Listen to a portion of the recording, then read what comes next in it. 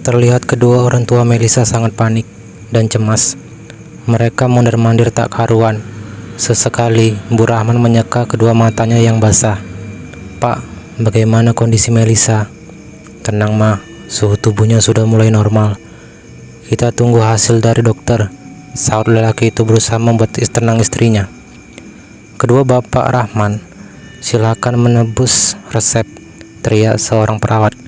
Buru-buru, lelaki parubaya itu berjalan mendekat dan mengambil selembar resep dari tangan perawat. "Situ apoteknya, Pak."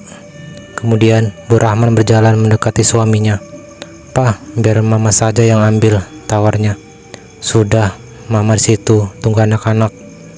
"Allahu Akbar, apa yang sebenarnya terjadi sama Melisa?" ucapnya lirih. Belum sampai 5 menit kepergian, Pak Rahman menebus resep. Seseorang perawat kembali memanggil mereka. "Keluarga Melisa." Bu Rahman berjalan tergopoh mendekat dengan menggendong Dita, adik Melisa. "Raut wajahmu dulu untuk digambarkan saat ini." Hampir tak ada senyum yang menghiasi. Kecemasan dan kekhawatiran yang sangat dalam membuat wanita itu seakan tak bisa berpikir. "Ibu bisa menunggu Melisa di dalam, silakan," ujar seorang perawat. "Terima kasih, Sus." Wanita itu mendorong pintu kaca yang ada di hadapannya. Dengan bahu, dia berjalan pelan ke arah ranjang di mana Melisa terbaring. Luruh hatinya saat melihat Melisa sedang tidur. Raut wajahnya terlihat sangat pucat dengan kantong mata seakan menghitam. Bibirnya terlihat sangat kering dan pecah-pecah. Raut wajah Bu Rahman makin terlihat kuyu. Dia sangat sedih melihat kondisi Melisa yang tiba-tiba lemah seperti itu. "Ada apa sebenarnya, Melisa? Apa yang membuat dirimu sampai seperti ini?" bisiknya. Tak lama kemudian, Pak Rahman yang sudah berdiri di belakang tubuh istrinya. Seorang dokter datang dan mengajak mereka berdua bicara. "Saya Dokter Ratih, Pak. Dokter, kondisi anak Bapak masih sulit kami deteksi. Semua pemeriksaan hasilnya negatif. Jadi Melisa ini seperti anak yang kurang gizi." "Kurang gizi? Sebelum tidur dia baik-baik saja, Dok. Gak mungkin dia kurang gizi." Belum sampai mereka melanjutkan pembicaraan, terdengar teriakan Melisa. "Mama, Melisa takut, Ma. Ada pocong." Teriakan terus-menerus. Bergegas mereka berlari menghampiri. Tampak Melisa ketakutan. Kedua tangannya menutup di wajah, hingga membuat jarum infus terlepas. Darah semburat membasahi sebagian wajah dan pakaian. "Suster, cepat kemari," teriak Dokter Ratih. Dari balik selambu, seorang lelaki tua terus memperhatikan mereka. Di tangannya menggenggam sapu dan pengepel lantai. Dia mencoba mendekat, alih-alih membersihkan lantai ruang itu. Sekilas, lelaki itu melihat ke arah Melisa yang makin histeris. Sesaat dia terdiam, kemudian buru-buru meninggalkan tempat itu. Jeritan Melisa membuat kedua orang tuanya makin panik. Bu Rahman hanya bisa menangis. Dia mencoba memegangi kedua tangan Melisa. Gadis itu menutup rapat kedua matanya dengan kepala terus menggeleng, seakan dia menolak sesuatu. Dokter dan perawat sibuk menenangkan dan kembali mengganti jarum yang terlepas. Setelah 10 menit berlalu, Melisa terlihat makin kelelahan. Badannya lunglai, wajahnya semakin terlihat pucat pasi. "Pak, lihat wajahnya, makin pucat," bisik Bu Rahman dengan mencengkram lengan suaminya. "Tenang, Ma, semuanya akan baik-baik saja." Melihat hal itu, Bu Rahman semakin sedih dan ketakutan, hingga sebuah terpukan lembut di lengannya sontak membuat dirinya berpaling. Seseorang lelaki tua berdiri di belakang Bu Rahman tepat. Pandangannya yang terlihat sayu dan teduh. Bu Rahman memandangi lelaki itu dengan penuh kecurigaan, hingga Bapak Rahman berjalan ke arahnya. "Ada apa ya, Pak?" tanya Bapak Rahman terkejut dengan kedatangannya. "Bisa saya bicara dengan Bapak dan Ibu sebentar di luar?" ajaknya. "Nggak bisa, Pak. Anak saya sakit. Bapak bisa lihat kan?" sentak Bapak Rahman. "Ini berkaitan dengan anak Bapak," ucapnya lirih. Jantung mereka berdetak lebih kencang dari biasanya. Lelaki itu langsung menatap istrinya. Kemudian wanita itu mengangguk tanda setuju. Mereka berdua berjalan mengikuti langkah lelaki tua itu dan berhenti tak jauh dari ruang UGD. "Bapak, sepertinya cleaning service di sini?" tanya Bu Rahman penasaran. "Iya, Bu, saya Kamto. Sudah 20 tahun lebih bekerja di sini. Tadi saya bersih-bersih, saya mendengar anak ibu dan bapak berteriak pocong. Sepertinya anak bapak bukan sakit karena medis, tapi karena sesuatu hal yang berkaitan dengan pocong itu. Pocong, desis Bu Rahman. Raut wajah Pak Rahman terlihat tidak suka dengan kehadiran lelaki itu. Menurut hatinya, dia hanya akan memanfaatkan keadaan Melisa yang seperti itu. Memang sebelum saya bawa ke sini, dia sempat mengatakan andung pocong, ujar Bu Rahman. Lelaki tua itu terbelalak, bibirnya terkatup rapat, seakan enggan untuk membahas soal itu. Jika bapak mau, setelah azan subuh saya ajak orang pintar. Maaf pak, saya nggak percaya hal begituan, sahut Pak Rahman sengit. Pak, mungkin dia berniat baik dengan menolong kita, ikhlas, bisik Bu Rahman ke telinganya. Lelaki itu menajam tajam istrinya, seolah ingin meyakinkan mereka bahwa jangan asal mempercayai orang baru yang mereka kenal. Namun, Bu Rahman seakan mengindahkan penolakan suaminya. Pak, kita harus coba. Papa dengar yang diucapkan dokter tadi kan? Lelaki itu hanya terdiam. Sesekali dia menatap ke arah Pak Kamto yang berdiri tak jauh dari mereka. Ini bukan dukun pak, dia seorang alim, semacam ustadz, imbuhnya lagi. Pak Kamto seakan mengerti isi hati mereka. Sebelum telat, jiwanya semakin disedot makhluk itu, sahutnya. Disedot? Tanya Pak Rahman seakan tak percaya dengan semua penjelasan lelaki itu. Iya, seperti dihisap. Bapak perhatikan saja raut wajah anak bapak itu. Mereka bertiga langsung mengalihkan pandangan pada peranjang Melisa. Bapak pasti bisa lihat perbedaannya. Makin lama dia semakin pucat. Lihat kantong matanya yang semakin menghitam. Iya pak, benar kata bapak itu. Bu Rahman berusaha meyakinkan semuanya yang masih tak percaya soal yang tak nyata. Apa yang harus saya dan istri lakukan? Sebelum pergi, bapak dan ibu coba minumkan air ini. Setidaknya menangkal dari makhluk yang ingin berbuat jahat pada anak bapak. Usapkan ke seluruh badannya, sembari menyerahkan botol kecil bekas minuman mineral. Bergegas, Bu Rahman berjalan mendekati Melisa. Dia tengok kiri kanan, melihat situasi sekitar. Wanita itu tak mau ada yang melihatnya memberikan air itu, termasuk perawat dan dokter. Setelah itu, dia berjalan kembali menyerahkan botol yang berisi air itu. Botol itu ibu bawa saja. Berikan lagi sampai air itu habis. Sebaiknya papa ikut saja dengan Pak Kamto. Kita coba, nggak ada salahnya kan, ujar Bu Rahman.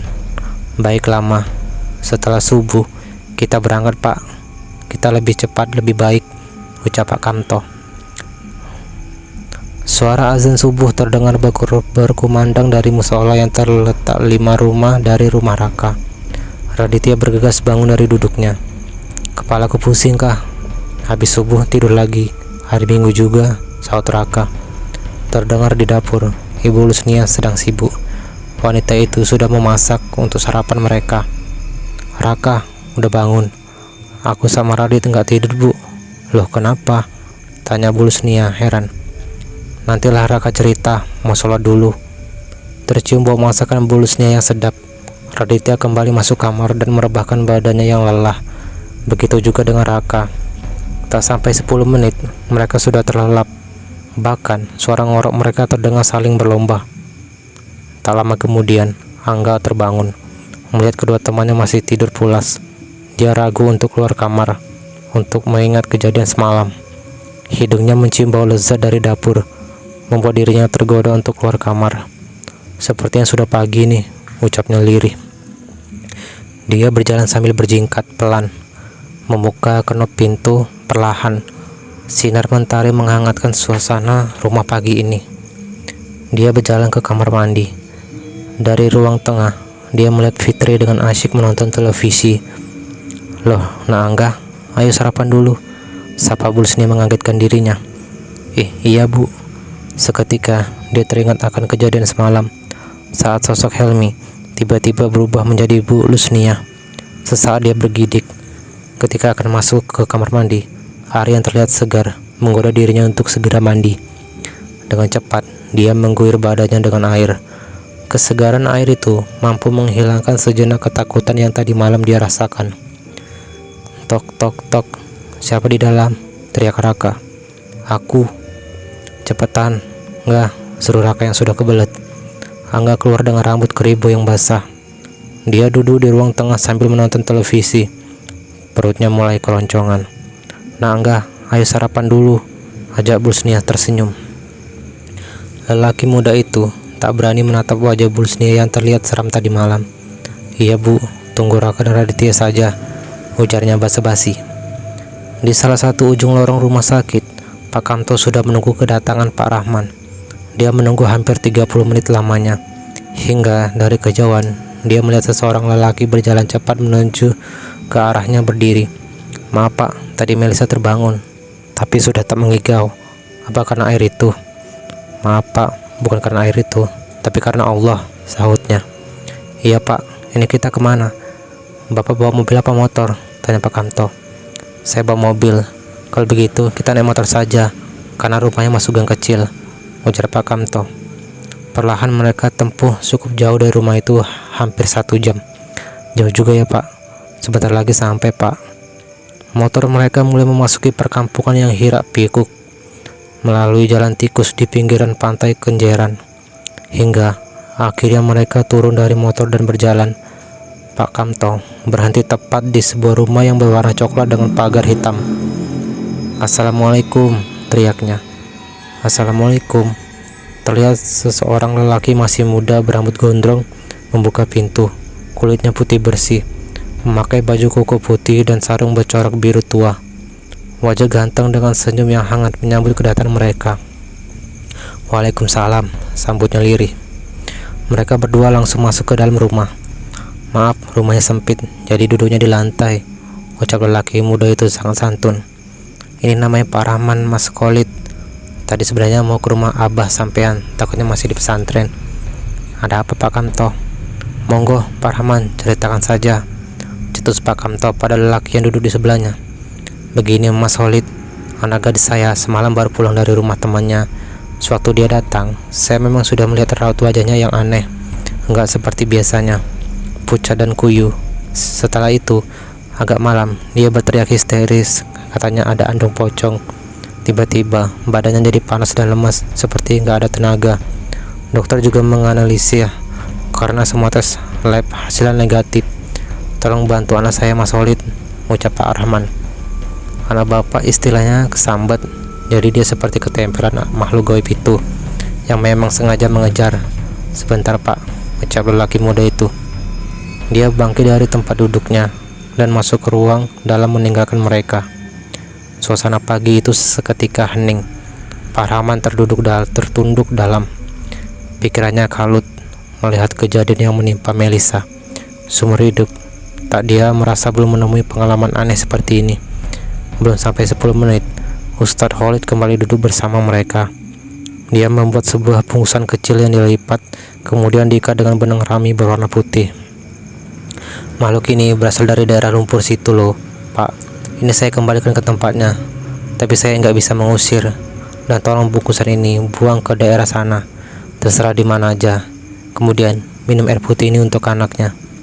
"Terima kasih Mas Khalid, tapi bungkusan ini saya kok kurang paham. Sebenarnya saya beri ini atau tidak itu nggak terlalu penting. Nggak pakai ini juga nggak apa-apa. Tapi biar si makhluk itu punya mainan baru, istilahnya Jawanya keselimur Pak." "Oh begitu, terima kasih Mas Khalid," ucap Pak Rahman senang. "Sudah sampai langsung pulang, kasihan anaknya tersiksa itu, uang dikejar terus." "Iya Mas." Sebelum pulang, Pak Rahman menyelipkan amplop di bawah kopi yang disuguhkan. Menurut informasi Pak Kamto, Mas Khalid tidak menerima pemberian, sehingga dia menyarankan menyelipkan di bawah gelas kopi yang mereka minum tadi. "Pak Rahman, ini kita ke rumah sakit dulu, biar anak sampean bisa segera sembuh," ujar Bapak Kamto. "Iya Pak. Setelah ini bagaimana dengan bungkusan ini?" "Ya kita buang ke tempat asalnya aja Pak." Oke Pak, terima kasih banyak loh Pak Kamto sudah dibantu." Perjalanan mereka terasa kian lama. Matahari terasa terik menyengat tubuh mereka. Tak lama kemudian mereka berdua sampai. Bergegas Pak Rahman berlari kecil menuju ruang UGD. Istrinya menyambut dengan raut wajah senang. Kedua mata terlihat sembab. "Gimana kondisi Melisa Ma?" Sejak Mama berikan minuman dari Pak Kamto, dia tertidur pulas Pak. "Alhamdulillah, Ma, tolong berikan ini segera ke sekujur tubuhnya dan minumkan sedikit demi sedikit dengan sendok aja ke bibirnya." "Mana Pak?" Dengan cekatan, wanita itu menuang air dalam botol kecil itu ke dalam gelas Dia mulai menyendok perlahan ke bibir Melisa yang masih terlihat kering pucat. "Mama, Papa harus pergi sebentar dengan Pak Kamto, membawa mainannya." "Mainan?" "Iya, mainan buat makhluk itu." Tanpa banyak bertanya lagi, Pak Rahman pergi meninggalkan rumah sakit. Kali ini mereka menggunakan mobil. Selama perjalanan, Pak Kamto bercerita banyak hal yang berhubungan dengan alam astral. "Sebenarnya andong pocong itu apa, Pak?" tanya Pak Rahman tiba-tiba. "Saya kurang paham, Pak. Tapi saat ini sedang beredar rumor itu yang membuat warga sangat ketakutan." Melisa sempat mengatakan hal itu, "Pak. Menurut saya sangat tak masuk akal jika sampai warga takut dibuatnya," sahut Pak Rahman. "Tapi memang kenyataan yang terjadi sekarang seperti itu, Pak." "Berhenti di depan itu aja, Pak," tujuh Pak Kamto. Mobil mereka berhenti di pinggir jalan.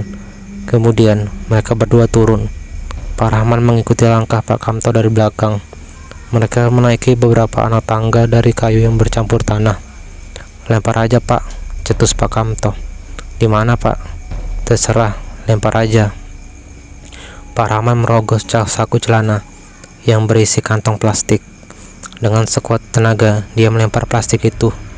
"Bismillah, pergi yang jauh," ucapnya lirih. Setelah selesai, mereka turun. Pak Rahman berkali-kali mengucapkan terima kasih pada lelaki tua itu. Dia sempat menyematkan lembaran uang kertas kepadanya dan ditolak halus. "Saya bisa membantu saja sudah sangat senang, Pak. Terima kasih banyak, Pak Kamto. Awalnya saya sempat berprasangka buruk sama Bapak. Saya kira Bapak ini orang yang suka memanfaatkan. Ternyata saya salah." Hampir 1 jam, akhirnya Raditya terbangun. Setelah selesai mandi, mereka sarapan bersama. "Kamu kenapa tadi malam?" tanya Raditya. "Gak tahu. Aku semalam seperti melihat Helmi duduk di ruang tamu," ujar Angga. Kalimatnya membuat Raka tersedak hingga terbatuk-batuk. "Serius?" tegas Raka kembali. "Kita berdua juga tadi malam diteror enggak?" sahut Raditya. "Diteror? Serius, Mas?" tanya Fitri tiba-tiba duduk di sebelah Raka. "Hei anak kecil, gak usah ikutan," sahut Raka. "Ih, Mas Raka jahat. Tau nggak, hampir setiap malam Fitri sama ibu diteror seperti itu. Baru tadi malam aja aku tidur nyenyak," celotehnya. "Setiap malam?" sahut Angga dengan raut wajah serius. Fitri pun mengangguk. "Seram juga desa kalian," celetuk Raditya. "Iya, Mas, hampir setiap malam rumah warga di sini selalu mendengar ketukan di pintu rumah. Jika rumah itu diketuk, tak lama setelahnya terdengar suara kemerincing andung itu," tegas Fitri sambil menyuap makanan. "Berarti yang tadi malam kita dengar itu suara berasal dari dia, bukan diketuk oleh tangan, tapi benturan kepalanya," cetus Raditya tegas. "Kalau dia pocong, mana bisa ketuk pakai tangan, bro," sahut Angga tergelak. Kemudian dia bangkit dari tempat duduknya dan berjalan ke arah dinding. Raditya bersedekap. Kemudian dia membenturkan kepalanya perlahan. "Benar nggak perkiraanku ini?" seraya pandangannya menatap kedua temannya itu secara bergantian. Mereka yang mendengar penjelasan Raditya mengangguk tanda sepakat. "Ayo sekarang kalian ikut aku," ajaknya sembari berjalan ke ruang tamu.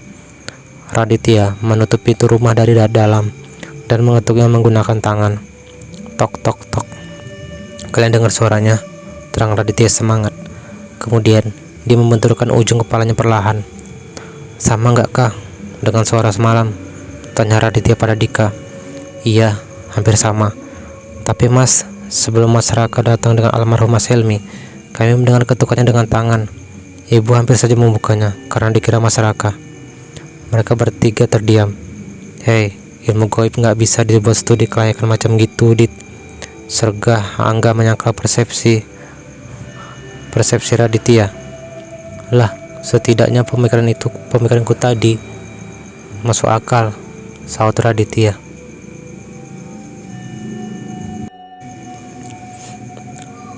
"Lah, setidaknya pemikiranku tadi masuk akal," sahut Raditya. Sudahlah kalian," tegur Raka. Mereka berdua langsung terdiam. "Kalian tahu nggak, semalam aku dihantui teman kita, Helmi tadi malam minta diantari pulang, Kak," celetus Angga. Sontak kalimat temannya itu membuat Raka terkejut. Permintaan yang sama kepada dirinya saat itu. "Pulang," sahut Raditya. "Iya, bahkan saat itu aku melihat wajahnya sangat pucat, semisal diberi kain kafan, mirip pocong yang menakutkan," celetuk Angga. "Hus," tegus Raka. Mereka kembali berjalan ke meja makan. Aku belum selesai. Setelah itu, aku semakin ketakutan. Dan tiba-tiba, pocong itu sudah berubah menjadi ibu kamu, Raka. Bisiknya lirih. Hah? Ibu sih? Protes Fitri tidak terima. Mana tahu Fit, kenyataannya begitu. Aku nggak bohong, sahut Angga.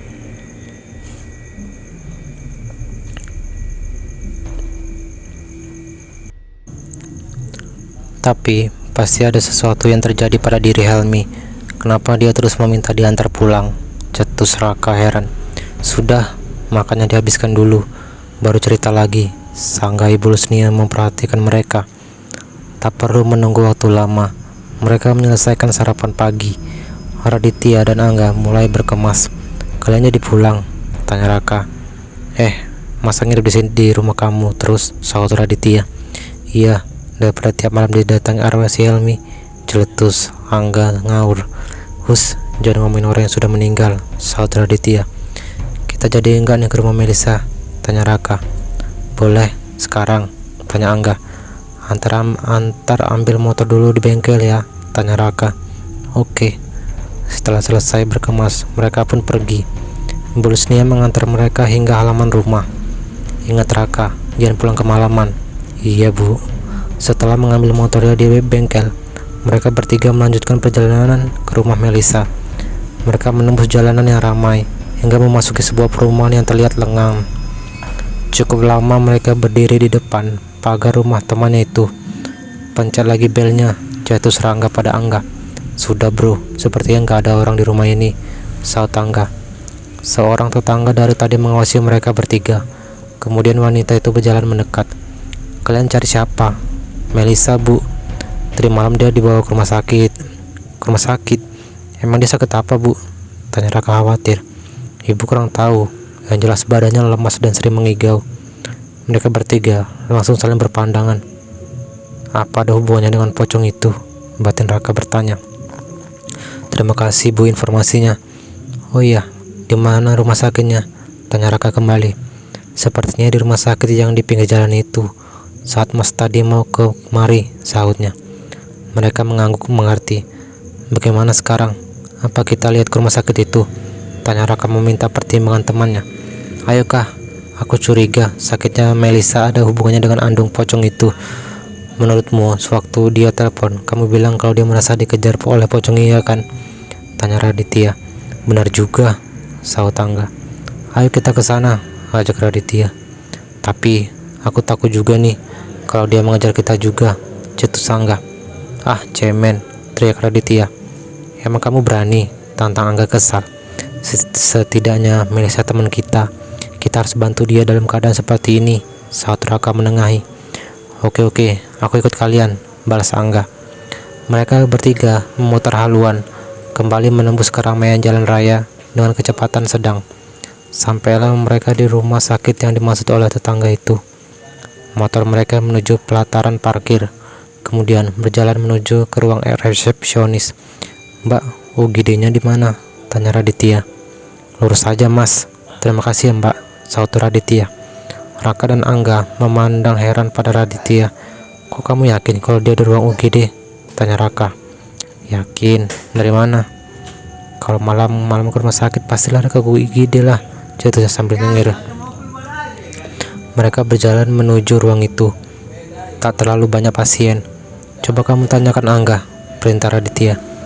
Lelaki muda itu berkabut keribu itu berjalan menuju ruang resepsionis. Dia mulai menanyakan keberadaan Melisa. Kemudian dia berjalan cepat ke arah mereka. Benar tebakanmu bro, dia di sini, ujar Angga. Di ruang mana? Tanya Raka. Tuh, sahut Angga dengan menunjuk pakai bibirnya. Mereka mencoba melongo, kemudian bertanya pada salah satu perawat. Kemudian mereka menuju ranjang paling ujung. Terlihat seseorang wanita dan anak kecil tengah duduk di sebelah ranjang. Assalamualaikum tante. Wanita itu sangat terkejut dengan kedatangan mereka. Kemudian dia mengajak tiga remaja itu berbincang di luar ruangan. Dia mulai menceritakan beberapa kejadian yang menimpa Melisa, hingga akhirnya dibawa ke rumah sakit. Dari semua orang pintar, memang Melisa diikuti oleh makhluk astral itu yang sering disebut dalam tidurnya Melisa. Makhluk apa itu tante? Tanya Raka penasaran. Pocong, serempak mengucapkannya.